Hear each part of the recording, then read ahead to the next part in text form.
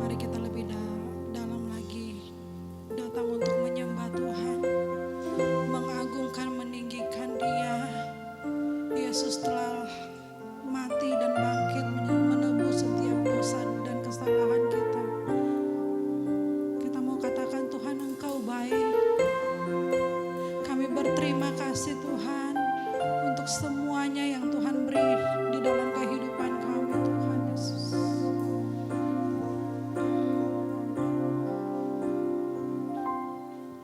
Saat pagi hariku datang lagi,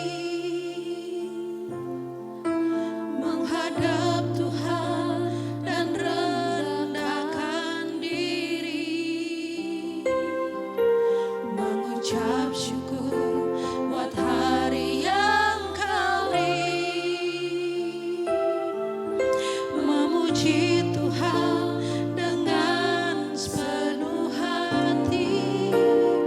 Ku sembah Kau, Allah Maha Kudus. Ku tinggikan Allah Maha Tinggi.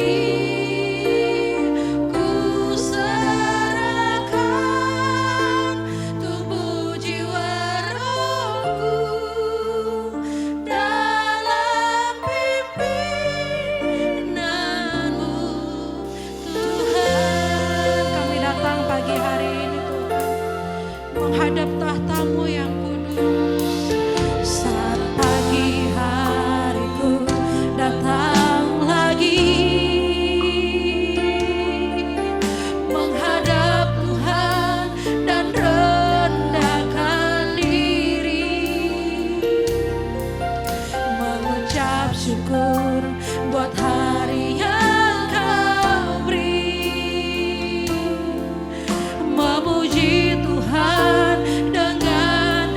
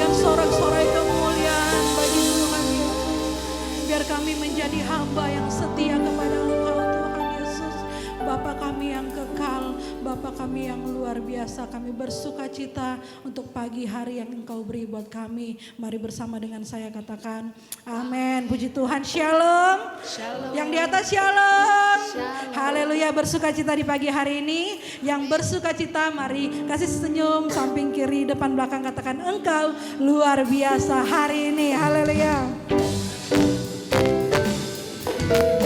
Kita percaya bahwa ada kuasa di dalam darah Yesus.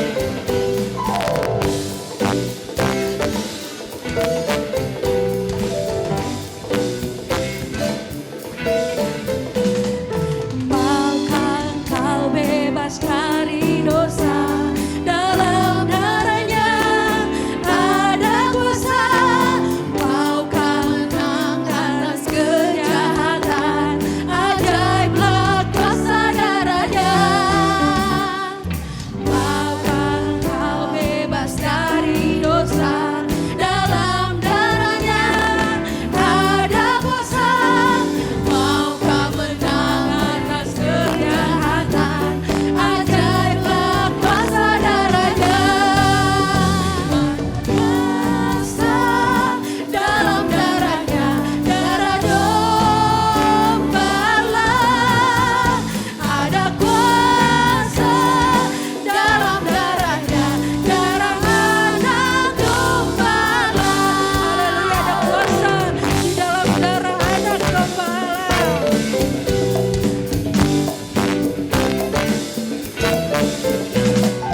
Maukah Engkau melayani Yesus? Dalam darahnya ada kuasa. Maukah hidup tiap hari memuji kuasa darah yang ada? Ada kuasa dalam darahnya, darah Gembala. Ada kuasa dalam darahnya, darah Anak Gembala. Haleluya. Ada kuasa di dalam darah Anak Gembala.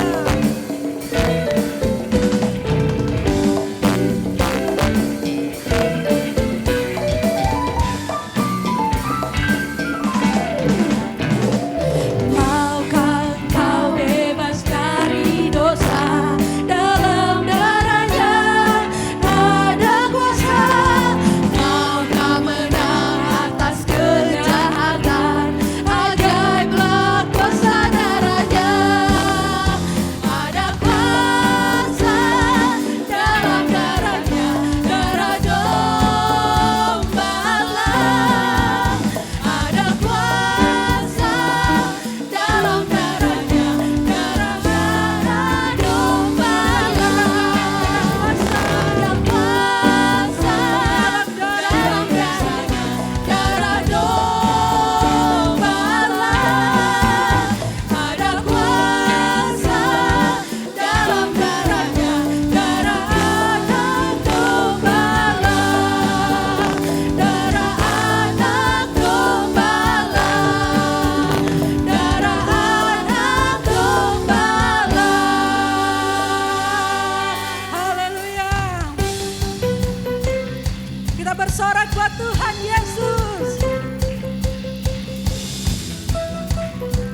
Anak Allah yang telah turun bangkit menangkan atas setiap jiwa kita.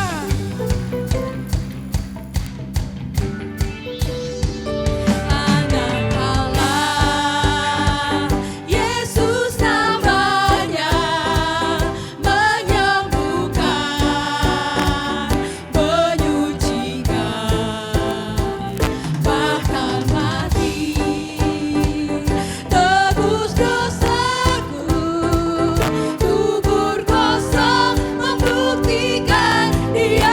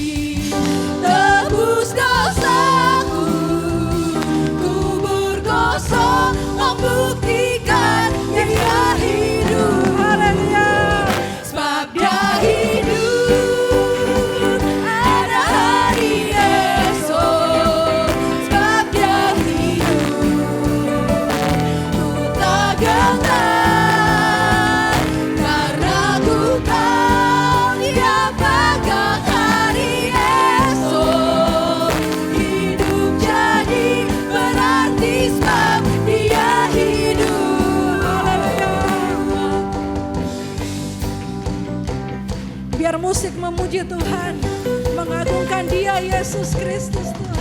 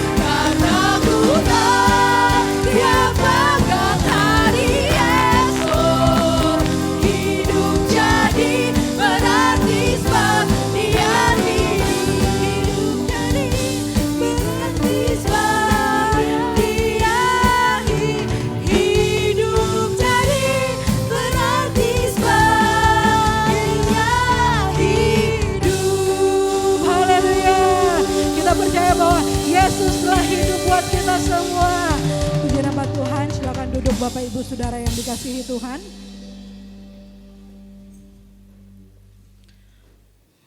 Saat ini kita ada pengumuman untuk mobil dengan nomor polisi 8096 LN, minta tolong untuk dipindahkan. Dan saat ini kita akan mempersiapkan hati kita untuk dibenarkan dengan kebenaran firman Tuhan.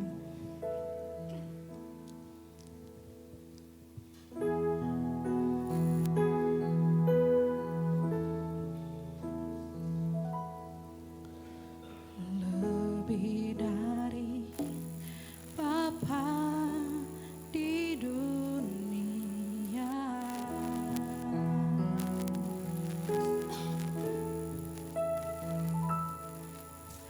Kau menjaga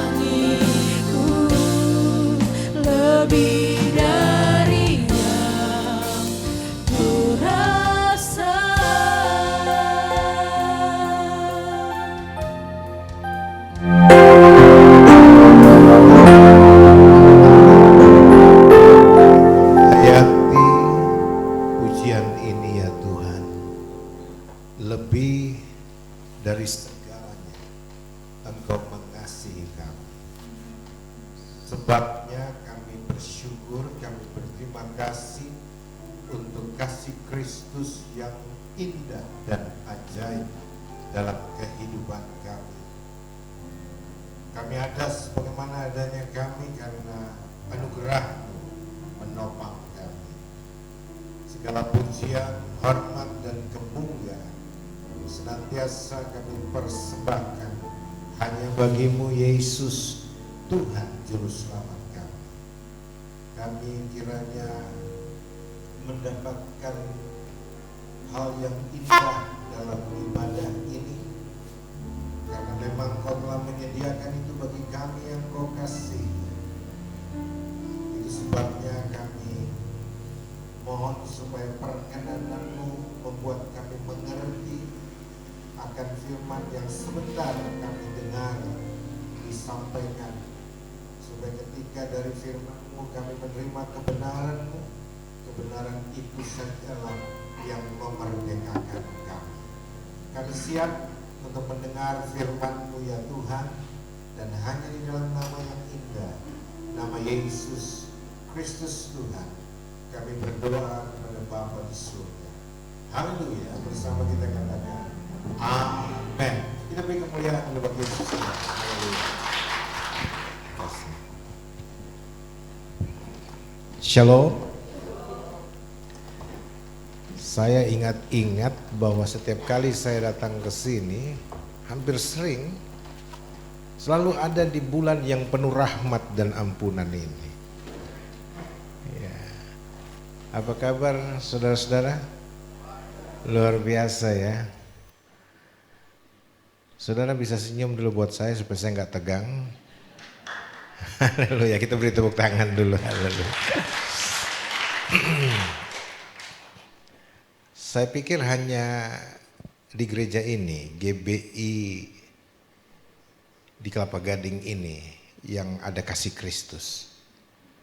Ya, karena ini GBI namanya GBI kasih Kristus kan. Ya, makanya orang-orangnya di sini saya lihat penuh kasih karena kasih Kristus ada di dalam dia.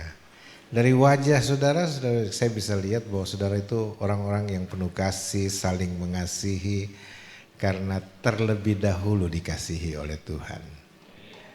Haleluya. Saudara-saudara,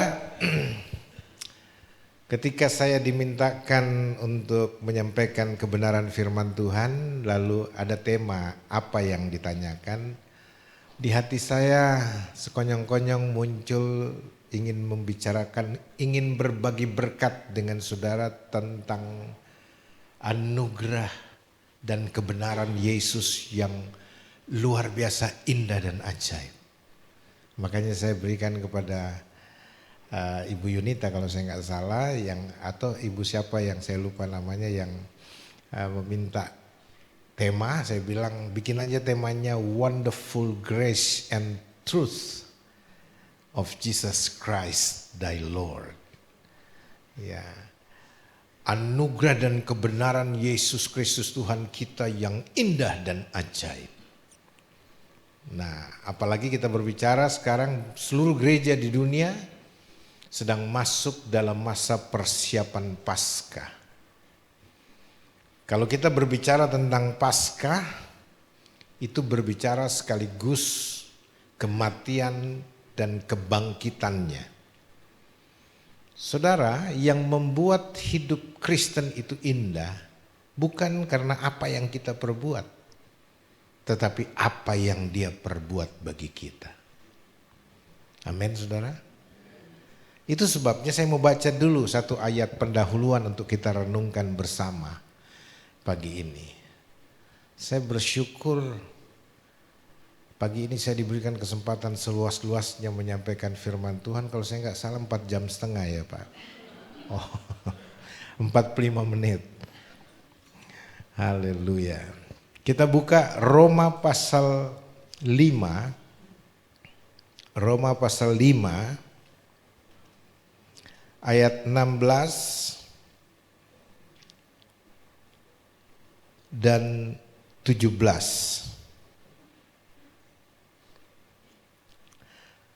Tapi saya suka baca keseluruhan deh satu perikop ini, lalu nanti itu saya tekankan kepada saudara ya. Karena lebih bagus kita membaca firman Tuhan utuh satu perikop, supaya jangan dituduh orang comot-comot ayat lagi.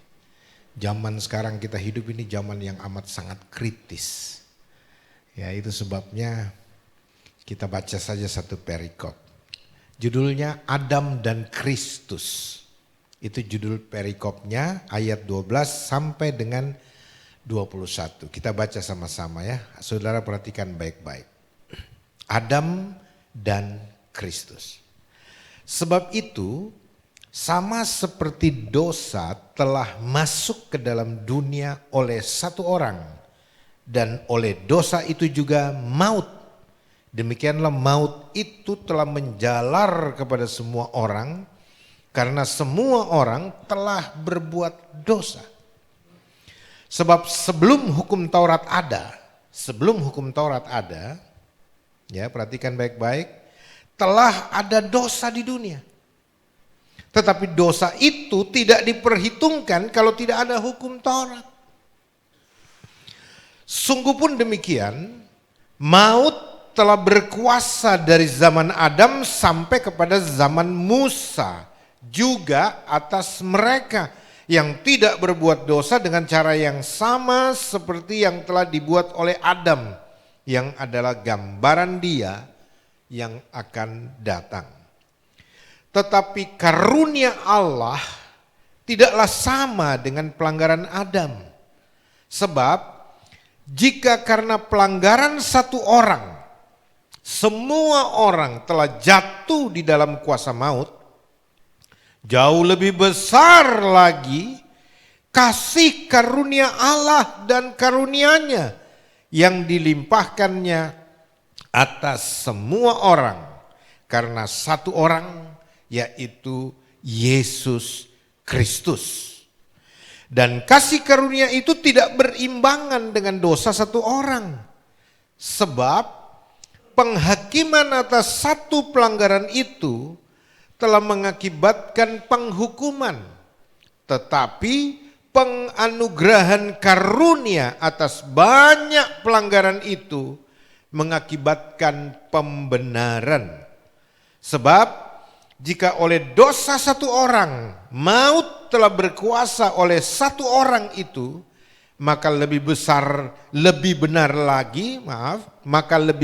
lagi mereka yang telah menerima kelimpahan kasih karunia dan anugerah kebenaran akan hidup dan berkuasa oleh karena satu orang itu, yaitu Yesus Kristus. Sebab itu sama seperti oleh satu pelanggaran semua orang beroleh penghukuman, demikian pula oleh satu perbuatan kebenaran semua orang beroleh pembenaran untuk hidup.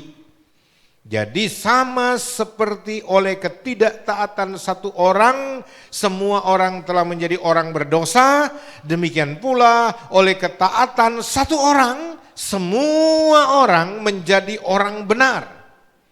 Tetapi hukum Taurat ditambahkan supaya pelanggaran menjadi semakin banyak, dan di mana dosa bertambah banyak, di sana kasih karunia menjadi berlimpah-limpah. Supaya sama seperti dosa berkuasa dalam alam maut, demikian kasih karunia akan berkuasa oleh kebenaran untuk hidup yang kekal oleh Yesus Kristus Tuhan kita. Amin. Alkitab kita telah mengalami revisi redaksional mengikuti perkembangan bahasa yang telah begitu luar biasa mengalami perubahan. Maka muncullah TB2, terjemahan baru versi kedua yang sudah dikeluarkan oleh Lembaga Alkitab Indonesia. Maka kasih karunia itu diterjemahkan jadi anugerah berdasarkan kata aslinya gratia, bahasa Yunani, dalam bahasa Inggris grace, Dan bahasa Indonesia lebih tepat diterjemahkan anugerah. Maka saya akan menggunakan dua kata ini bergantian karena masa peralihan. Jadi kadang-kala nanti saya sebut kasih karunia, itu berarti anugerah, grace. Ya, lalu kemudian pemberian atau anugerah yang dipakai dalam terjemahan baru yang kita baca tadi itu ya diganti menjadi karunia. Ya, jadi saudara-saudara, karunia itu artinya pemberian cuma-cuma.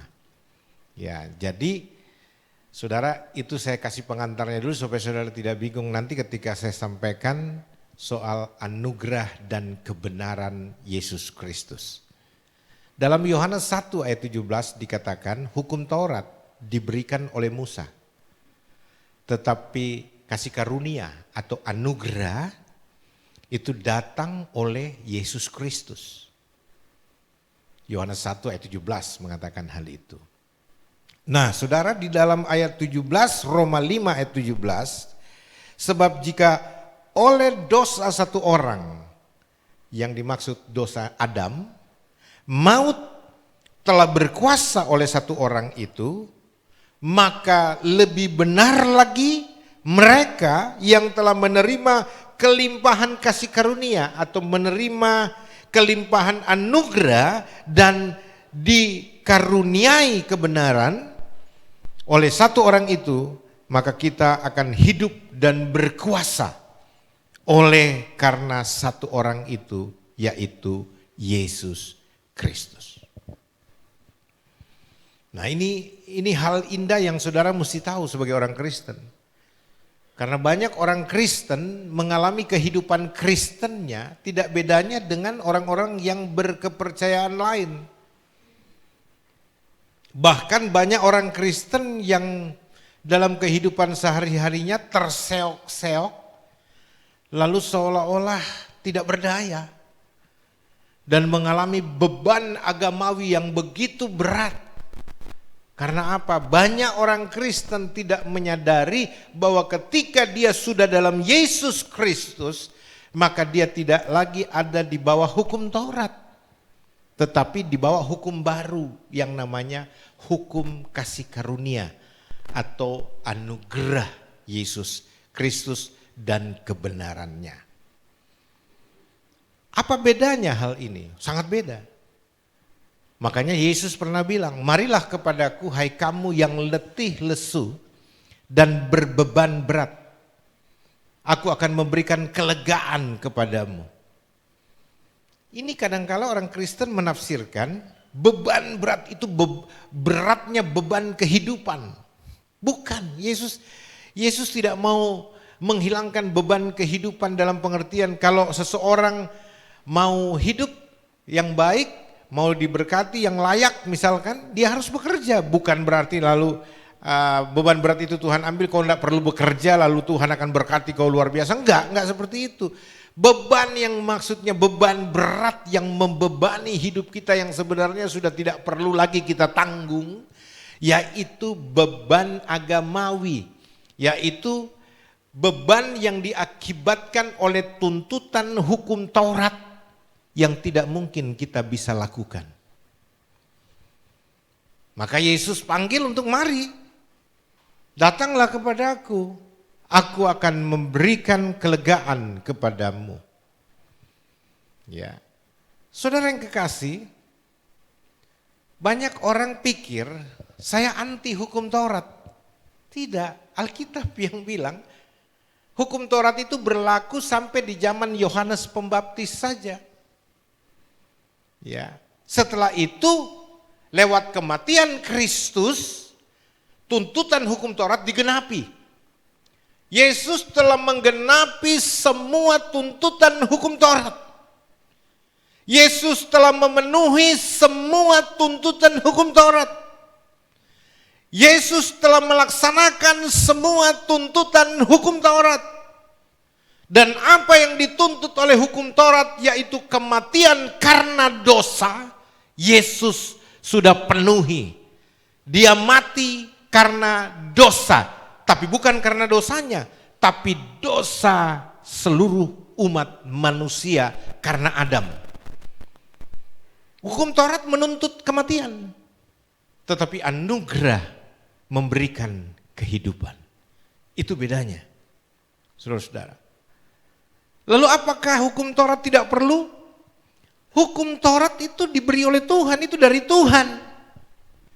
Hukum Taurat itu kudus, hukum Taurat itu baik, hukum Taurat itu benar. Tetapi dengar baik-baik, hukum Taurat tidak bisa membuat Anda dan saya jadi baik. Hukum Taurat tidak bisa membuat Anda dan saya jadi benar. Hukum Taurat tidak bisa membuat Anda dan saya jadi kudus, jadi suci. Hukum Taurat tidak bisa meluputkan Anda dari hukuman karena dosa. Nggak bisa. Lalu apa yang kita perlu tahu? Perannya, fungsi hukum Taurat itu yang mesti saudara tahu. Hukum Taurat diberikan supaya orang lewat hukum itu menyadari, tahu bahwa dia berdosa. Tanpa hukum Taurat, kita nggak tahu ini dosa apa enggak gitu. Tapi dengan adanya hukum Taurat diperhadapkan dengan kita, maka kita sadar bahwa kita ini orang berdosa dan semua perbuatan kita adalah dosa dan hidup di dalam dosa tidak berkenan kepada Tuhan. Dan itu sebabnya hukum Taurat dalam fungsinya sampai pada kapasitas menyadarkan, menginsyafkan kita bahwa kita ini orang berdosa yang kalau mati dalam dosa pasti ke neraka. Dan saudara tidak bisa menolong dirimu sendiri dengan segala macam upaya yang kau lakukan untuk membebaskan kamu dari tuntutan hukum Taurat yaitu maut atau kematian kekal. Anda dan saya tidak bisa melakukan itu. Seperti seorang juara berenang olimpiade, ya, dia terjebak di dalam lumpur hidup, di rawa lumpur hidup. Saudara-saudara, biar dia punya keahlian berenang, dia perebut medali emas olimpiade juara renang. Dengan keterampilan berenangnya dia nggak bisa meloloskan dirinya dari tarikan lumpur hidup itu. Semakin dia berusaha berenang, semakin dia tersedot, terhisap oleh daya tarik lumpur hidup itu, saudara-saudara. Nah, yang bisa dilakukan apa, saudara? Dia hanya perlu berdiam diri, jangan banyak goyang, jangan banyak bertindak, jangan banyak bergerak. Artinya apa? Yang dibutuhkan di sini cuma seruan. Dia hanya perlu berseru minta tolong supaya ada orang yang mendengar lalu tergerak oleh belas kasihan, mengulurkan tangannya atau tali untuk menarik dia keluar dari lumpur hidup yang mengancam dia akan mati tenggelam. Begitulah gambaran keselamatan. Kita disadarkan kita ini tengah terancam maut karena segala dosa kita dan kita tidak bisa tolong kita. Kita tidak bisa tolong diri kita untuk melepaskan kita dari ancaman maut itu. Itu disadarkan oleh hukum Taurat. Tapi hukum Taurat mengatakan akan ada juru selamat. Ya, yang Anda butuhkan juru selamat. Kehebatanmu, usahamu, kemampuanmu tidak akan bisa menolong kamu keluar dari ancaman maut itu. Lumpur dosa itu nggak bisa. Gitu. Yang Anda dan saya butuhkan adalah juru selamat. Makanya di dalam perjanjian baru, siapa yang berseru kepada nama Tuhan, dia akan diselamatkan. Amin. Ya. Dan keselamatan dalam Efesus 2 ayat 8 dan 9 dan 10 mengatakan, kamu diselamatkan oleh karena iman, bukan oleh perbuatan, dan itu adalah grace, kasih karunia, anugerah. Bukan hasil pekerjaanmu, bukan. Itu hasil pekerjaan Yesus di kayu salib. Yang dituntut dari Anda bukan Anda ikuti jejak Yesus mati disalibkan lagi. Karena menanggung segala dosamu, tidak. Dia yang telah menanggung segala dosa kita di kayu salib. Nih, gambaran salib ini menunjukkan wonderful grace, betapa indahnya anugerah itu yang telah disediakan bagi kita.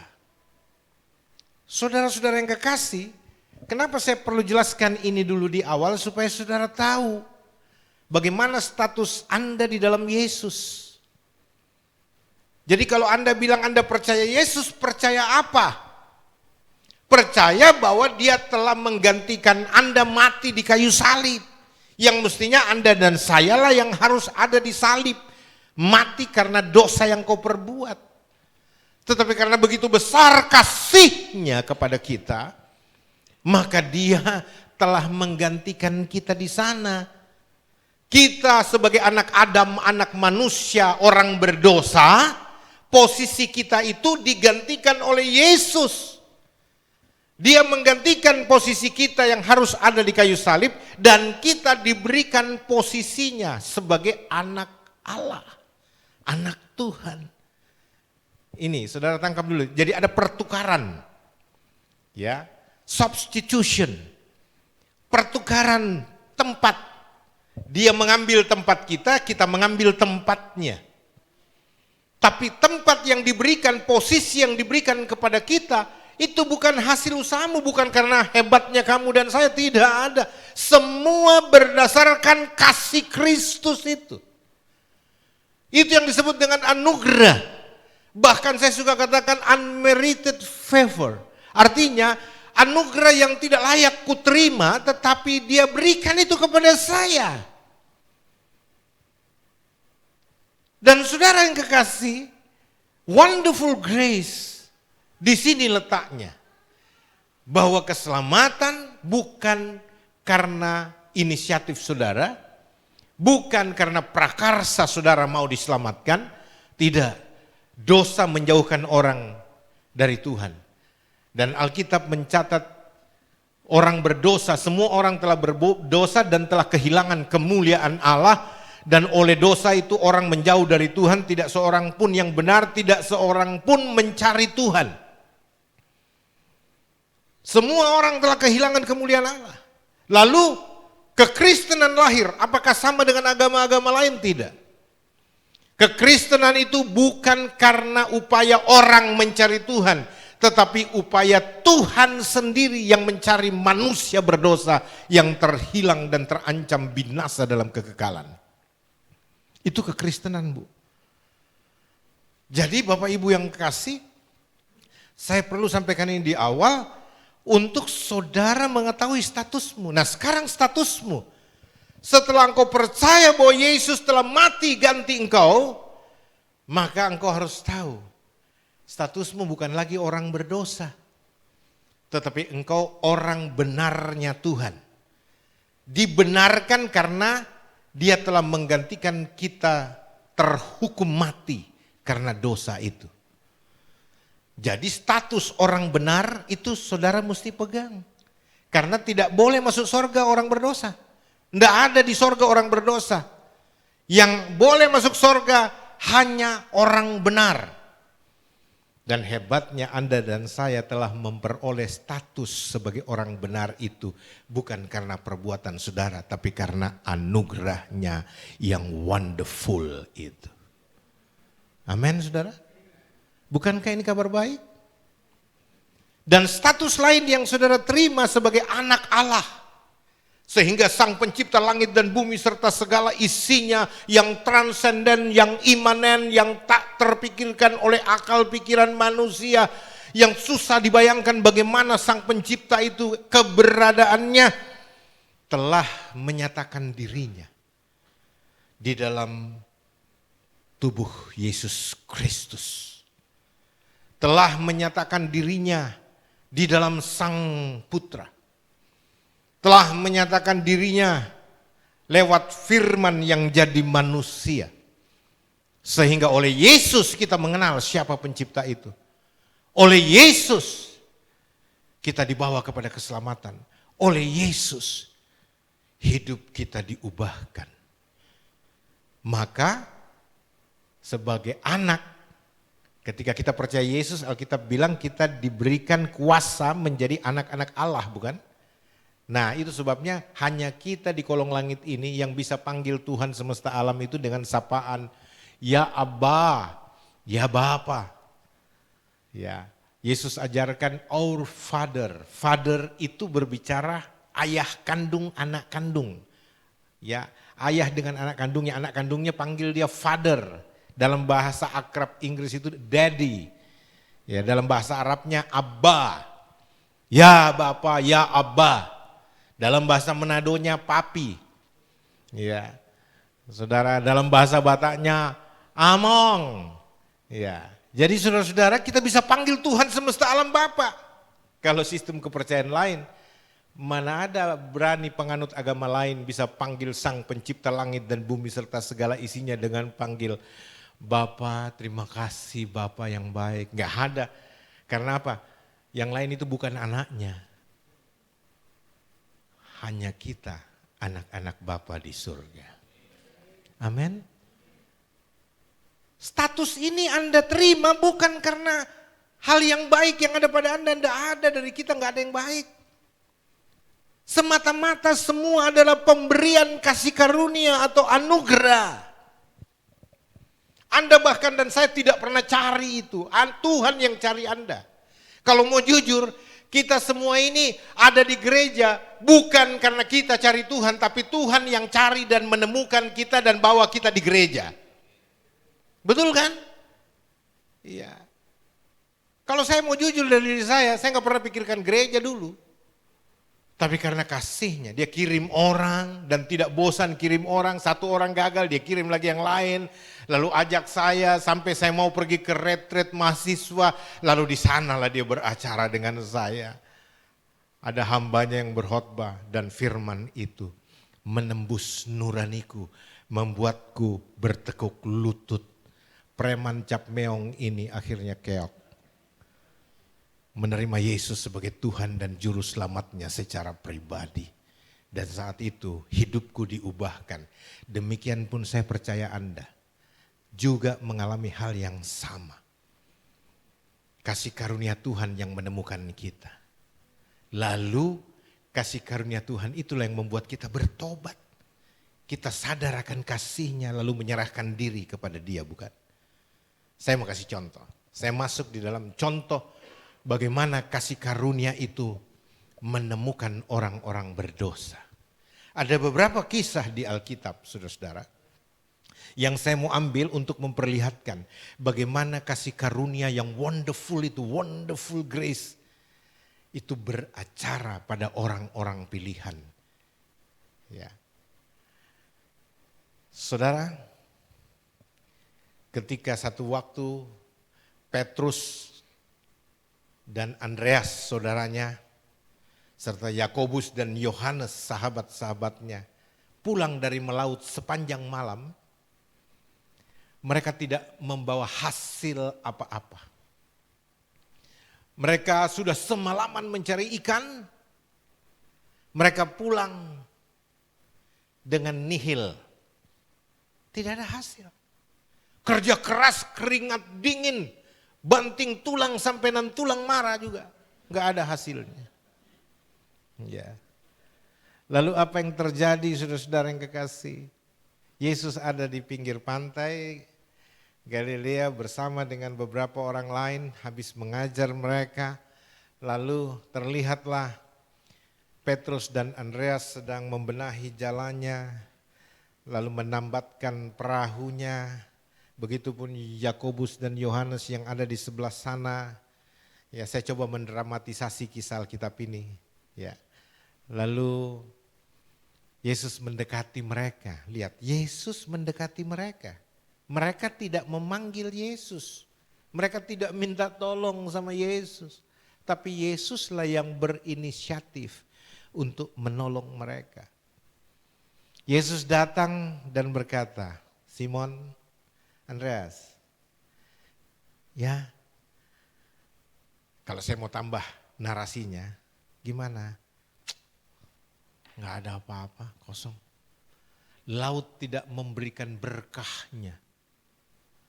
Kita pakai istilah di bulan Ramadan, berkah. Lalu ke saudara apa yang terjadi? Yesus bilang begini, lepaskan tambatannya dan mari kita bertolak sekali lagi. Saya percaya kalau mau dikorek isi hati Petrus atau pikiran Petrus ketika itu dia akan bilang begini. Dah elah ini orang kagak ngerti kali ya. Baru kita tambatkan perahu, 1 malam kita cari nggak ada apa-apa. Ini udah terang lagi, udah siang, disuruh melaut lagi. Ikan hanya muncul di malam hari, cuma dia nggak ngomong. Tapi percaya nggak percaya, Yesus nggak perlu kemantapan hati saudara. Yesus cuma mau kau lakukan saja. Enak atau tidak enak, like or dislike. Begitu kau dengar perkataannya, lakukan aja lah. Karena bicara iman nggak peduli rasa enakmu. Yang penting kau percaya, enak apa enggak enak, lakukan, engkau akan menuai mujizat. Apa yang terjadi? Petrus ya dengan Andreas akhirnya lepaskan tambatan perahunya, antara percaya nggak percaya nih, saudara-saudara. Ya, lalu kemudian dia bertolak. Yakobus dan Andreas masih di sana nih. Yakobus dan Yohanes masih di perahu yang sudah tertambat. Lalu apa yang terjadi? Mereka bertolak juga, tapi Yesus sudah ada di dalam perahu. Tadinya Yesus tidak ada di dalam perahu mereka. Sekarang Yesus sudah naik di perahu dan bersama Yesus mereka bertolak tidak jauh dari pantai. Yesus bilang, tebarkan jalamu lagi. Percaya nggak percaya, enak nggak enak, ya udahlah karena dia bilang, udahlah.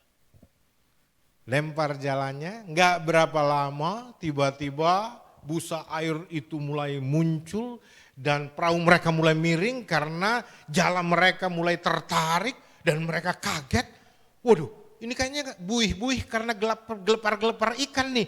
Lalu mereka mulai lihat, waduh ikan nih. Dia mulai tarik, nggak bisa mereka berdua, mereka panggil Yohanes. Yohanes juga melihat apa yang terjadi. Mereka lepaskan tambatan mereka dan mereka pergi dan kemudian bersama-sama 2 perahu mengangkat 2 perahu itu penuh dengan ikan. Wonderful. Mereka bingung. Lalu kemudian apa yang terjadi saudara-saudara? Petrus lompat dari perahu setelah di pantai. Lalu dia berlutut di kaki Yesus dan dia berkata begini. Dia nggak bilang terima kasih. Dia cuma bilang begini. Guru, pergilah daripadaku. Aku ini orang berdosa. Aku nggak layak. Saudara lihat, ini yang dibilang bahasa pertobatan. Petrus bertobat bukan waktu di bait suci dengar khotbah ahli Taurat dan orang Farisi. Petrus dan Yakobus, Andreas, Yohanes itu justru lari dari bait suci karena khotbah-khotbah ahli Taurat dan orang Farisi yang terus saja pakai hukum Taurat menemplak dosa. Kau tidak layak, kalau kau tidak rajin sembahyang mati kau neraka. Mati kau, tidak diberkati Tuhan. Semua khotbah-khotbah di bait Allah pada waktu itu hanya tuding-tuding dosa. Hei kamu pemungut cukai, engkau mati tidak layak, engkau orang paling berdosa. Hai perempuan pesina, semua zaman bla bla bla bla. Khotbah-khotbah seperti itu tidak membawa orang datang kepada Tuhan. Tapi justru menjauhkan orang dari Tuhan. Tapi coba lihat. Ketika kasih Kristus dinyatakan, dalam keadaan mereka berdosa, bahkan mereka jauh dari bait suci, kasih Kristus dinyatakan. Membawa Petrus bertobat. Dia berlutut di kaki Yesus dan berkata, pergilah daripadaku ya guru, aku tidak layak. Saya mau kasih tahu sama saudara, tidak perlu angkat tangan, tapi saya yakin banyak di antara saudara, bukan pada waktu dengar khotbah Anda bertobat, tapi justru karena Anda menyadari berkat Tuhan begitu berlimpah kepada Anda. Anda diberkati Tuhan, Anda mengalami kelimpahan, tapi kok Anda jauh dari Tuhan, kok tidak mensyukuri kasih Tuhan. Lalu kesadaran itu membawa Anda datang kepada Tuhan dan mengatakan terima kasih Tuhan. Siapakah aku ini sehingga Engkau begitu mengasihi aku. Amin saudara. Petrus mengalami perubahan pertobatan karena berkat. Ini yang disebut dengan mujizat pengadaan. Dari tidak ada apa-apa yang mereka hasilkan ketika mereka berjumpa dengan Yesus. Mujizat terjadi. Dari tidak ada menjadi ada. Menunjukkan siapa Yesus. Dia adalah Jehovah Jireh. Allah yang menyediakan. Anda tidak punya harapan? Datang kepada Yesus. Dia akan menerbitkan kembali harapanmu yang bahkan sudah mati. Saya lanjut kepada peristiwa berikutnya. Rombongan arak-arakan duka keluar dari kota Nain. Membawa seorang muda, putra seorang janda, putra sulung. Satu-satunya harapan dari ibu janda ini. Disertai dengan orang kampung dalam duka, mereka mengusung anak laki-laki janda yang mati ini. Yesus melihat, tergerak oleh belas kasihan. Dia mendatangi janda itu dan menjamah anak laki-laki itu. Dan apa yang terjadi? Mujizat kebangkitan. Anak laki-laki dari Nain itu bangkit dan dikembalikan kepada ibunya. Dan semua orang memuliakan Yesus. Saya mau katakan, Taurat menuntut kematian, tetapi kasih karunia memberi kehidupan. Betul saudara? Ya. Kalau harapan saudara sudah mati, datang kepada Yesus. Engkau akan menerima kembali harapan yang luar biasa, bukan sekedar harapan, harapan yang berisi segala berkat yang indah. Seorang perempuan yang Alkitab catat tertangkap basah lagi berzina, lalu diperhadapkan dengan hukum Taurat yang menuntut bahwa perempuan yang kedapatan berbuat zina ini harus mati sesuai dengan hukum Musa. Halo? Dia diseret, bukan mereka, dia, perempuan ini. Yang herannya kan cerita ini tidak menggambarkan laki-lakinya, cuma perempuannya yang diseret kan. Padahal kata Alkitab di dalam Yohanes 8 itu, bahwa perempuan ini tertangkap basah lagi berzina. Artinya apa? Lagi basah ketangkep. Kan itu Alkitab bilang tertangkap basah kan. Lagi basah ketangkep. Herannya yang nangkep ahli Taurat dan orang Farisi. Para teolog dan para pendeta. Saya sampai pikir, kok bisa ya? Padahal dulu itu kan orang tidak mungkin melakukan itu secara terbuka. Ya, enggak kayak zaman sekarang media sosial pamer-pamer gitu loh. Lagi bikin dosa, habis bikin dosa pamer di media sosial kan. Dulu kan mati tuh, mati, hukuman mati, rajam kalau orang kedapatan berzina. Tapi ahli Taurat dengan orang Farisi yang menangkap mereka lagi berzina. Lagi berhubungan seks. Ketangkep basah kan. Pertanyaan saya, ini ahli Taurat dengan orang Farisi, ini para pendeta dengan teolog-teolog, ngapain kok bisa ngintip-ngintip orang gitu ya? Ya.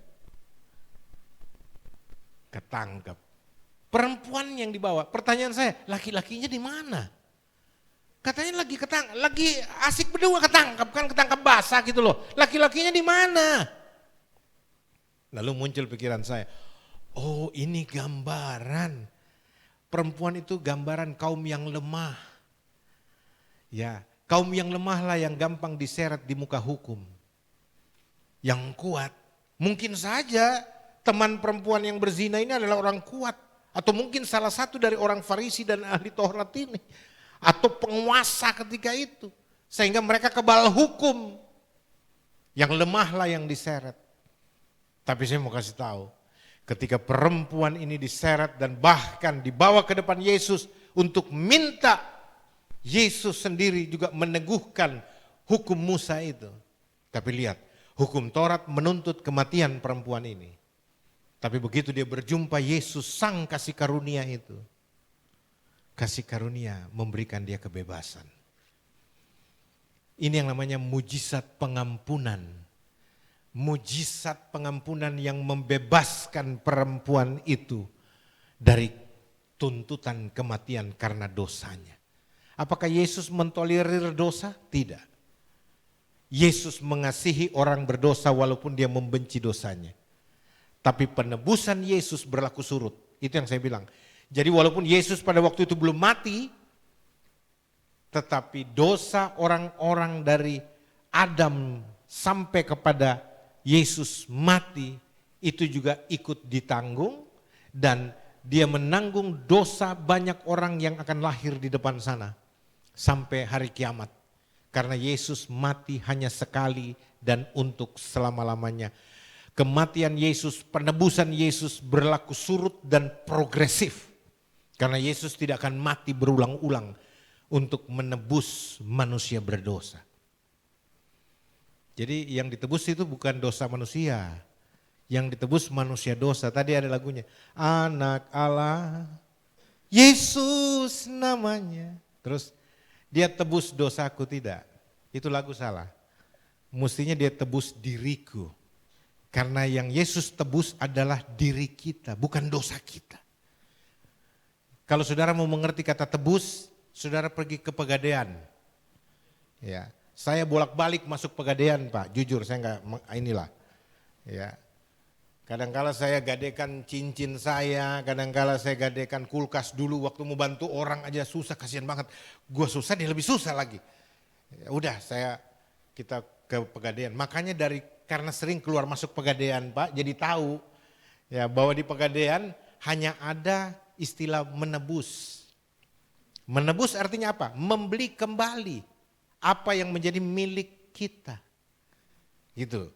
Itu kata menebus. Anda tidak bisa pergi ke Giant atau ke Hypermart atau swalayan mana lalu kemudian Anda datang dan lihat handphone dan berkata, handphone ini bagus ya. Mas, ini handphonenya berapa? Saya tebus ya. Nanti Anda diketawain, gak usah pakai tebus Bu, beli aja. Kadang-kadang kita mau sok keren bahasanya padahal salah penempatan gitu loh. Ya, Anda tuh tidak bisa juga masuk ke kantor Pegadaian, Pak, lalu kemudian lihat, ini jam Rolex apa punya nih, bagus banget ya. Oke, Mas, ini jam Rolex saya beli ya. Orang Pegadaian akan bilang begini, boleh lihat suratnya Pak? Surat apa? Surat pemilikan bahwa jam Rolex ini Anda punya. Loh, kok mesti begitu? Iya Pak, di sini barang semua yang ada Pak hanya bisa dibeli oleh orangnya. Enggak boleh orang lain yang beli. Hanya orangnya yang bisa beli. Dan harus menunjukkan surat kepemilikan. Oh gitu ya. Kalau Bapak mau beli jam Rolex, pergi ke toko Rolex sana Pak. Bukan Pegadaian. Nah kata penebusan itu menebus itu dipakai di Alkitab gitu. Makanya kalau orang bilang Yesus penebus dosa manusia, itu teologi kacau bimbel. Halo, ada ustadz bilang begini, itu teologi beleng-beleng. Artinya apa saudara-saudara? Yang saya mau kasih tahu bahwa yang jadi milik Tuhan sejak awal bukan dosa kita, tapi kita adalah milik Tuhan yang tergadaikan, terjual gara-gara pelanggaran Adam. Karena dosa. Maka yang Tuhan tebus, dia mau mati untuk kita, bukan untuk dosa kita. Tapi untuk kita, dia tebus Anda dan saya. Karena Anda dan saya miliknya dari awal, bukan dosa kita. Kalau dosamu ditebus, dosamu masuk surga, kau neraka. Saya enggak temukan di Alkitab ada menebus dosa, Yesus menebus dosa. Itu teologinya Charles Hutagalung. Setiap kali mau Natal kan lagu yang paling keren itu penebus dosa kan. Kau Tuhanku, penebusku, kau datang ke dunia. Engkau rela disalibkan, kau penebus dosa. Tapi pendeta ikutin. Itu yang saya bilang bahwa Yesus tidak tebus dosamu, yang Yesus tebus kamunya orang berdosanya. Teologi kadang-kala memutarbalikkan. Saudara lihat, penebusan itu dilakukan. Jadi dia tebus perempuan ini, makanya dia katakan begini sama perempuan yang tertangkap basah ini yang mau dihukum mati berdasarkan hukum Taurat, sudah ada saksi dan semuanya. Lalu Yesus ditanya, lihat jalan anugerah menyelamatkan perempuan ini. Ketika orang-orang ahli Taurat dan orang Farisi berkata begini, apakah pendapatmu? Ya, perempuan ini ketangkap basah berbuat zina. Hukum Taurat mengatakan ini dan itu. Apakah pendapatmu? Yesus tidak membantah hukum Taurat. Yesus cuma bilang, oke. Siapa di antara kalian yang tidak berdosa? Dia duluan yang ambil batu dan lempar perempuan ini. Yesus nggak bilang begini. Siapa di antara kalian yang merasa tidak berdosa? Tidak ada kayak pakai merasa. Kalau Yesus bilang siapa di antara kalian yang merasa tidak berdosa, mati nih perempuan. Ya, karena banyak orang yang sok suci, sok kudus, merasa tidak berdosa. Tapi kata-kata hikmat Yesus, siapa di antara kalian yang tidak berdosa? Semua orang Yahudi tahu. Semua orang telah berbuat dosa, itu ayatnya ada semua. Maka mereka diam. Satu-satu batu itu lepas. Dan tinggallah perempuan ini sendiri. Saya senang ayat itu berkata kalau baca Yohanes 8. Satu-satu dari mereka mulai dari yang paling tua. Melepaskan batu dan meninggalkan perempuan itu sampai yang paling muda. Ini contoh yang baik. Mestinya orang tua duluan bertobat. Ya. Amin atau aman Pak? Kalau mau lihat anak-anak kita bertobat, orang tua dulu bertobat. Ya, lepaskan batu. Batu itu tanda apa? Penghukuman. Ya, itu alat untuk menghukum. Kalau kita mau lihat anak kita baik, berhentilah menghukum mereka. Lebih bagus dinyatakan kasih Kristus kepada mereka. Bukankah Anda semua adalah jemaat kasih Kristus? Halo? Makanya terapkan kasih Kristus di rumahmu. Jangan terapkan hukum Taurat. Sedikit-sedikit marah. Kalau kamu lakukan begini, papi tidak akan kasih lagi uang. Papi cabut rekeningmu. Ya, mami tidak akan kasih mobil. Ya, papi tidak akan kasih kawin kau dengan ancaman bertubi-tubi terus. Anak-anak tidak akan menjadi baik dengan ancaman. Tapi anak-anak akan bertobat dan baik kalau mereka diperkenalkan dengan kasih Kristus lewat orang tuanya yang mengasihi mereka. Hukuman tidak membuat orang jadi lebih baik. Tidak ada preman masuk penjara lalu bertobat, nggak ada. Keluar penjara tambah gila. Betul saudara? Ada orang bilang begini, tapi di penjara dia bertobat. Bukan karena penjaranya yang membuat dia bertobat, tapi di penjara karena nggak ada kerjaan, akhirnya ada penginjil masuk, pelayanan penjara dari GBI Kasih Karunia, Kasih Kristus. Lalu kemudian apa yang terjadi? Mereka mulai dengar khotbah. Injil itu yang membuat mereka bertobat. Lalu mereka mulai baca Alkitab. Lalu mereka menyerahkan dirinya. Bukan penjaranya, bukan hukuman. Amin saudara. Kasih Kristus yang membuat orang bertobat. Yang terakhir kisahnya. Ini saya mau kasih lihat saudara. Betapa luar biasanya.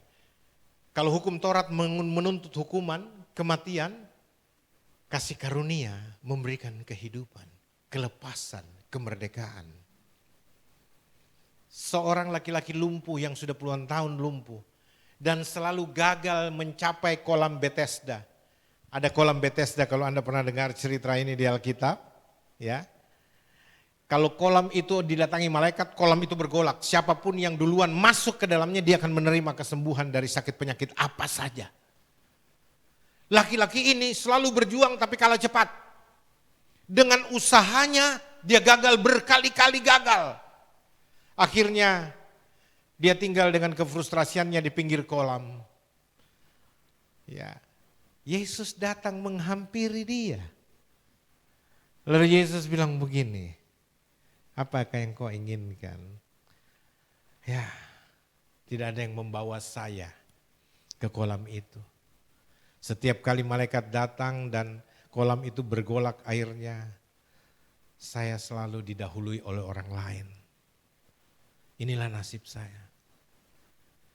Yesus datang dan mengatakan, apakah engkau mau sembuh? Orang ini percaya nggak percaya. Tapi tidak ada yang bawa saya ke kolam.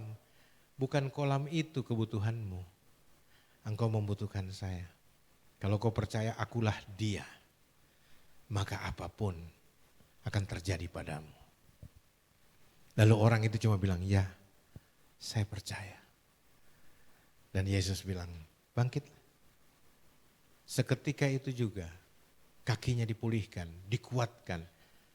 Dia bangun dan Yesus bilang, angkat tilammu, berjalanlah. Saudara, kasih karunia menyembuhkan. Kasih karunia Tuhan menyehatkan. Kasih karunia Tuhan yang menciptakan berkat bagi saudara. Jadi saudara-saudara, kau mesti tahu di dalam Yesus semuanya telah disediakan Tuhan bagimu. Di dalam Yesus engkau perlu cuma mencapainya dengan iman, menggapai semua apa yang menjadi hakmu di dalam Yesus. Hanya dengan percaya. Karena orang benar hidup dari percaya, bukan dari perbuatannya. Lalu apakah kita nggak perlu berusaha? Tidak juga, itu salah pikiran itu. Ya, justru semakin kita dalam kasih karunia, kita semakin giat. Semakin menunjukkan kerja keras kita dalam pengertian kerajinan kita. Tidak ada orang yang mengalami perubahan dari Yesus lalu hidupnya bermalas-malasan, nggak ada. Itu berarti dia belum lahir baru itu. Dia belum bertobat. Orang yang lahir baru justru dia lebih aktif, lebih rajin, lebih suka memberi. Karena apa? Kasih karunia mengubahkan orang menjadi ciptaan yang baru. Saudara lihat itu? Amin saudara? Ya, jadi saya berbicara tentang kasih Kristus. Maka Anda perlu hidup mengalami kasih Kristus itu.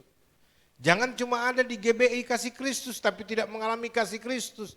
Bagaimana kita bisa mengalami kasih Kristus itu? Buka hatimu agar anugerah Tuhan berlimpah di dalammu. Alamilah pembaharuan akal budi supaya kau tahu dan mengerti apa yang kau miliki di dalam Yesus. Di dalam Yesus kita telah memiliki semua janji-janji Allah. Semuanya telah diberikan. Saya katakan semuanya, saya berani katakan begitu. Kenapa? Karena nyawanya saja dia rela berikan untuk Anda dan saya. Masa sih sekedar cicilan mobil enggak dia berikan? Mustahil dan mustajab itu. Amin saudara. Nyawanya saja dia rela berikan untuk Anda. Masa sekedar calon suami enggak ada? Saya enggak percaya, ini kabar baik buat para jomblo. Ya, jangan putus asa. Karena apa? Yang terbaik Tuhan sediakan bagimu. Yang penting engkau percaya. Itu saja. Percayalah. Saya ingat cerita itu. Seorang siapa yang anaknya meninggal, dia sudah ketemu Yesus. Yesus sudah mau ke rumahnya untuk membangkitkan anak Yairus ini ya.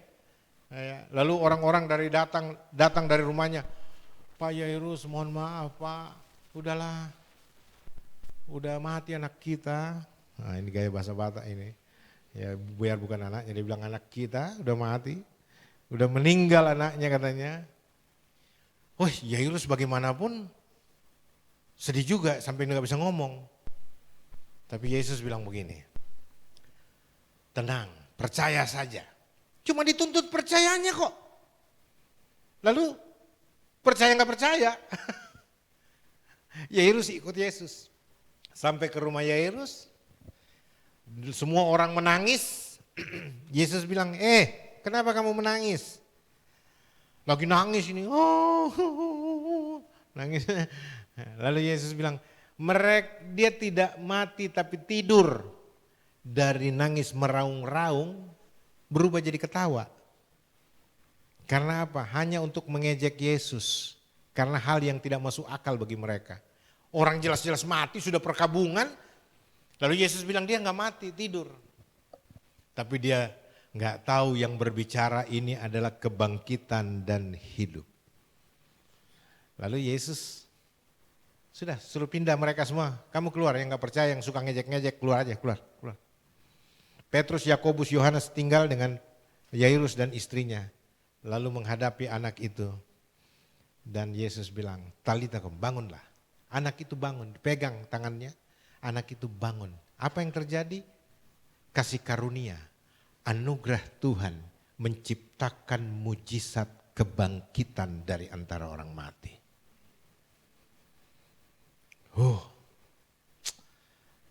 Saya sudah mau berhenti sebenarnya ini, tetapi di hati saya bilang 1 menit kasih tahu mujizat penciptaan air jadi anggur. Wah, Anda tahu Kanaan kan?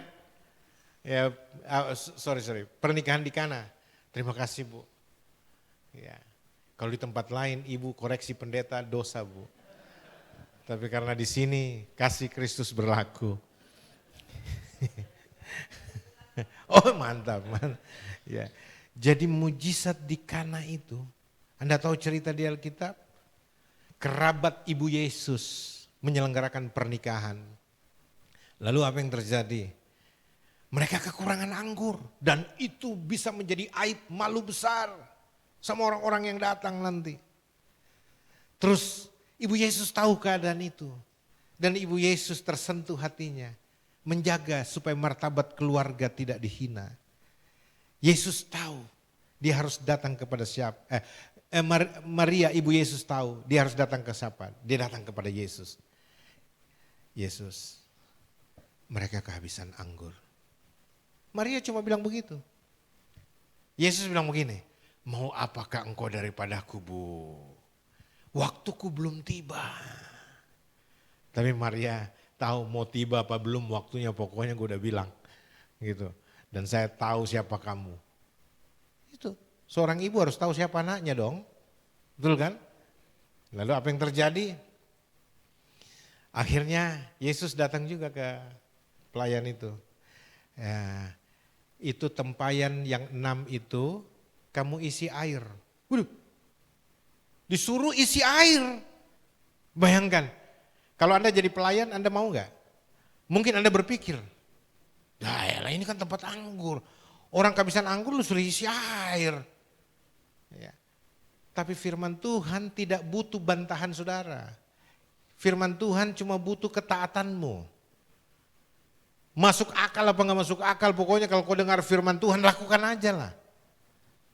Oke? Karena Ibu Yesus sudah kasih tahu pelayan-pelayan ini, apa saja yang disampaikan dia nanti, lakukan saja ya. Gak usah banyak protes. Nah, makanya jadi jemaat gak usah banyak protes. Amin. Ini gak ada pesan sponsor dari Ibu Gembala loh, enggak. Ini semua dari hati saya nih, nyenggol-nyenggol gitu loh. Jadi gak usah banyak protes gitu loh. Dengar firman gak usah banyak celoteh. Jadi begitu disampaikan, sampaikan saja. Oke. Lakukan. Yesus bilang isi sampai penuh ya. Oke. Sudah Pak. Oke, mana kendinya, ambil dan cedoklah dan bawa ke pemimpin pesta. Waktu dia cedok masih air itu masuk di kendi. Cuma karena perintah Yesus, bawalah. Ini ancamannya bagi pelayan ini, paling tidak dapat ketok dari pemimpin pesta kalau sampai dia tuangkan air, masalah ini. Ya, tapi dia percaya. Apa yang ibunya Yesus bilang nih, bahwa apa yang dikatakan Yesus nanti taati saja. Nggak usah banyak cakap. Ya, udah pergi. Sampai ke pemimpin pesta, dia kasih cawannya, lalu dia tuang kendi itu. Waktu dia tuang, air itu sudah berubah jadi anggur. Kapan itu berubah? Dalam perjalanan dia melakukan firman Tuhan itu, mujizat terjadi. Mungkin pada waktu firman Tuhan disampaikan kepada saudara belum kelihatan mujizatnya. Tapi kalau saudara putuskan saudara melakukan firman Tuhan, sadar nggak sadar saudara mungkin sedang menjalani saja. Lalu di perjalanan saudara melihat mujizat itu terjadi. Yang penting tekadmu untuk siap melakukan apa saja yang Yesus katakan. Begitu diberikan saudara, pemimpin pesta mencicip.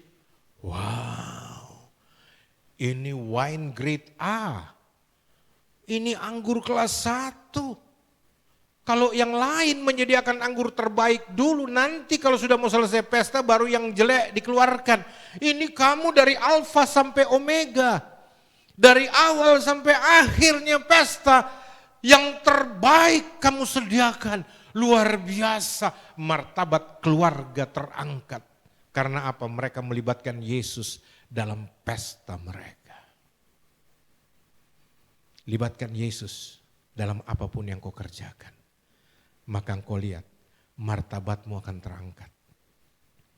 Engkau akan dimuliakan. Karena Yesus sang kemuliaan itu. Anugerahnya mengerjakan mujizat kesembuhan, mujizat pengadaan, mujizat pelipat gandaan, mujizat kebangkitan dari antara orang mati. Dan mujizat apa saja masih berlaku sampai saat ini bagi orang yang berada di dalam Yesus. Bukankah kita ada dalam Yesus? Maka hakmu untuk mengalami mujizat kasih karunia itu. Apa modalmu? Percaya saja. Percaya saja. Cukup beriman. Karena orang benar hidup oleh iman. Ya sudah. Saya sudah selesai. Saudara diberkati Tuhan? Beri tepuk tangan dong buat Tuhan. Haleluya. Saya mau berdoa buat saudara.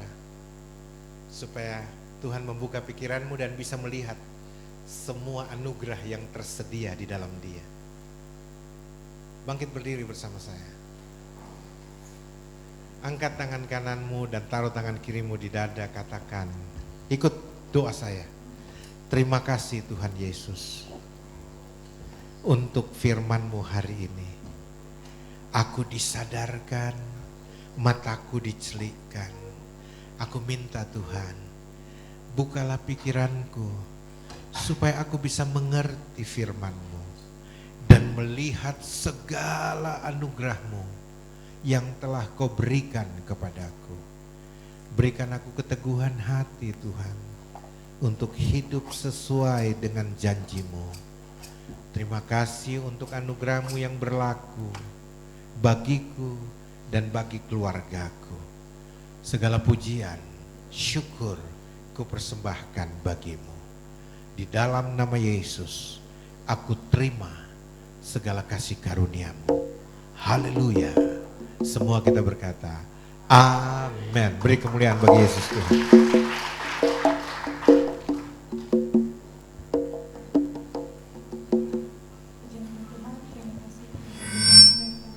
Joshua Tewo yang telah menyampaikan firman Tuhan. Tuhan Yesus memberkati. Bapak Ibu saudara yang berkati, kita akan memberikan persembahan.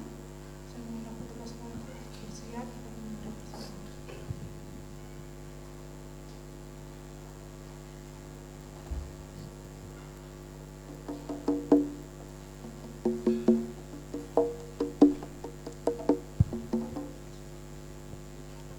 Baik Bapak Ibu, sambil mempersiapkan persembahan para aletan, kita dengarkan satu firman Tuhan dari 1 Tawarik 16 ayat 29. Berilah kepada Tuhan kemuliaan namanya, bawalah persembahan dan masuklah menghadap Dia. Sujudlah menyembah kepada Tuhan dengan berhiaskan kekudusan. Mari kita berdoa. Terima kasih Tuhan, sungguh anugerah-Mu luar biasa. Kami bersyukur memiliki Allah seperti Engkau Tuhan. Engkau pemilik hidup kami. Engkau menebus kami Tuhan. Engkau menjadikan kami kembali anak-Mu Bapa. Terima kasih Tuhan. Terima kasih. Hanya ucapan terima kasih yang boleh kami angkatkan ke hadapan-Mu. Dan biarlah hidup kami Tuhan boleh berjalan seturut dengan kebenaran firman-Mu. Bapa, saat ini Tuhan, kami mau memberi apa yang Tuhan sudah berikan dalam kehidupan kami. Sebagai ucapan syukur kami kepadamu Tuhan. Berkatilah setiap persembahan kami ini ya Bapa. Karena kami mau memberi dengan hati yang tulus ikhlas. Dan kami mau memberi yang terbaik seperti Engkau selalu memberi yang terbaik bagi hidup kami. Biarlah persembahan ini Engkau berkati untuk memperluas kerajaan-Mu ya Bapa. Berkatilah tangan-tangan yang memberi ya Bapa. Kami siap Tuhan, hanya dalam nama Yesus Kristus kami berdoa, haleluya. Amin. Selamat memberi, Tuhan Yesus memberkati. Dan sambil kita memberikan persembahan, kita akan menyaksikan multimedia. Apa kabar Bapak Ibu semuanya? Semua diberkati Tuhan, amin. Haleluya. Ada sedikit tambahan ya. Diingatkan sekali lagi, Abra kita udah sampai di mana nih? Abra ya. Ada yang udah mulai bolong belum? Mudah-mudahan semua enggak ya. Jangan sampai ada yang bolong. Karena kalau bolong nanti ngejarnya kalau udah 2-3 hari itu udah kepanjangan. 1 hari 2 pasal, kalau 3 hari bolong udah 6 pasal kita harus kejar ya. Yang bolong mumpung masih sedikit dikejar ya. Abra membuat kita, mengajarkan kita menjadi jadi orang yang tekun, disiplin, teratur, setia, dan bahkan banyak pengetahuan firman Tuhan yang akan ditambahkan dalam hati kita sehingga bisa menjadi rema dalam hidup kita. Ya, Abra jangan lupa yang bolong selesaikan lagi ya buat kebaikan kita sendiri. Yang kedua diingatkan lagi tanggal 27 hari Rabu ini ya, saya ingatkan sekali lagi kita ada doa malam. Mari Bapak Ibu kita berkumpul bersama-sama, saling menguatkan satu sama lain, saling memberkati dengan saudara seiman kita. Doa-doa kita juga dibutuhkan bagi mereka yang memerlukannya ya. Kita doa syafaat bersama-sama. Kemudian tanggal 29 hari Jumat jangan lupa kita ada ibadah Jumat Agung disertai dengan perjamuan kudus bersama Bapak Gembala. Berikut lagi di tanggal 31-nya hari Minggu kita ada ibadah perayaan Paskah ya. Mari kita semua siapkan waktu, hati dan pikiran kita. Kita akhiri ibadah kita. Nanti kita minta berkat kepada Bapak Joshua Tewu untuk menutup doa berkat dan doa penutup buat kita semua. Mari kita sama-sama bangkit berdiri, kita akhiri ibadah kita. Kita satu pujian kata kesatuan. Kau Allah yang besar. Kau Allah yang besar, ajaib dan mulia. Kau Yesus yang selalu membuat terpesona. Segala pujian, haleluya, bagimu ya Tuhan. Hanya Kau yang layak Tuhan. Kau Allah yang besar, oh ajaib dan mulia. Kau Yesus yang selalu membuat terpesona. Segala pujian bagimu ya Tuhan. Hanya Kau yang layak ku agungkan. Hanya Kau yang layak ku agungkan. Hanya Kau Tuhan.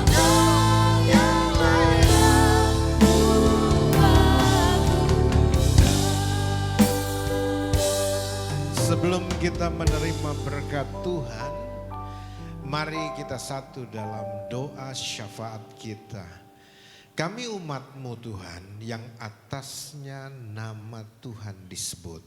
Jemaat Tuhan Yesus Kristus yang penuh kasih karunia dan rahmat ini, kami bersama-sama bersehati, berseru dan memohonkan doa untuk orang tua kami di sini, Bapak dan Ibu Gembala beserta dengan keluarganya, dan bahkan semua para pelayan Tuhan dengan keluarga mereka masing-masing, dan berikut seluruh umat-Mu yang hadir pada saat ini.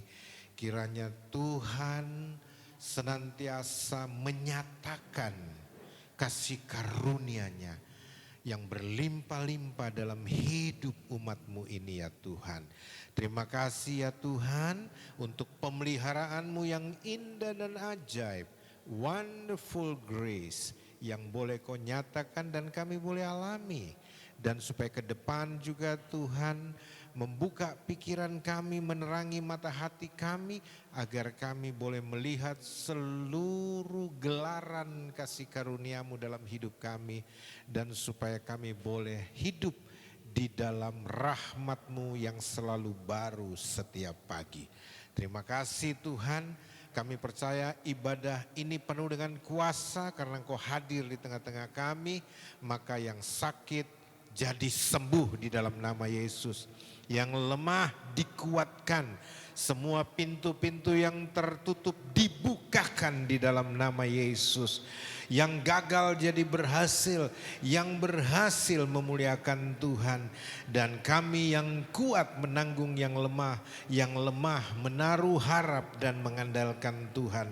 Maka segala pujian, hormat, kemuliaan hanya bagi Yesus Kristus Tuhan kekasih kami. Di dalam nama Yesus kami sambut semua berkat-Mu Tuhan. Saudara, arahkan hatimu dengan iman dalam kerendahan hati. Terimalah berkat firman yang kusampaikan bagimu selaku hamba Tuhan, dan mengaminkan bilangan 6 ayat 24 sampai 26 itu terjadi dalam hidupmu sepanjang minggu ke depan. Inilah berkat firman itu. Tuhan memberkati engkau, memberkatimu berlimpah-limpah, sehingga apapun yang dikerjakan oleh tanganmu membawa hasil yang berlimpah-limpah. Tuhan juga melindungi engkau dimanapun engkau berada, apapun yang kau perbuat Dia jaga, Dia jamin engkau, Dia lindungi engkau sehingga tidak ada yang membahayakan hidupmu.